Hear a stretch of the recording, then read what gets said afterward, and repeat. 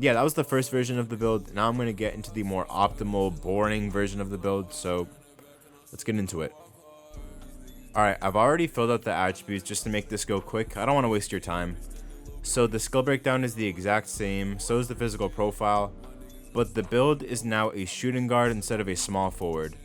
And as you can see by the spread of points, I upgraded things a little bit differently, so let me go through those real quick. For the finishing, I avoided upgrading post hook altogether and just put everything into close shot. It's going to be a theme with this version of the build. I just avoid the post score aspect of the build altogether and I spec it into the more normal parts of the build system. So build is a lot more boring, but it's a lot more safe.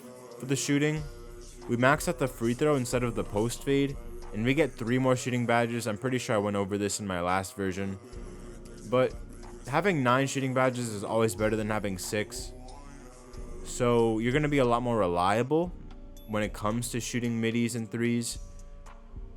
For the playmaking, we avoid upgrading post hook altogether and instead put everything into pass accuracy.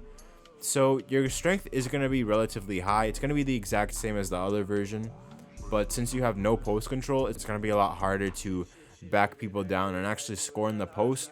And defense and rebounding stays the exact same.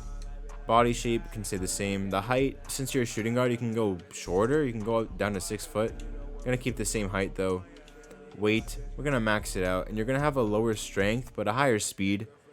And for the wingspan, you can do the same thing, either max it out, or if you're not going to max it out, I would probably go 1 below default to get better shooting. And you don't get the choice of post score takeover because you're not a small forward, so slash takeover is probably the best choice if it's not post takeover or lock takeover, so I'm going to go with that. And we don't get the two-way slasher name, which is kind of unfortunate. Slashing playmaker, it's really generic, but it does fit the build pretty well. And I would show you guys the badges, but I don't know what badges are good this year. I haven't done enough testing with that. So maybe in a future video, I'll do a badge tier list and like let you guys know what badges are good and which ones to avoid.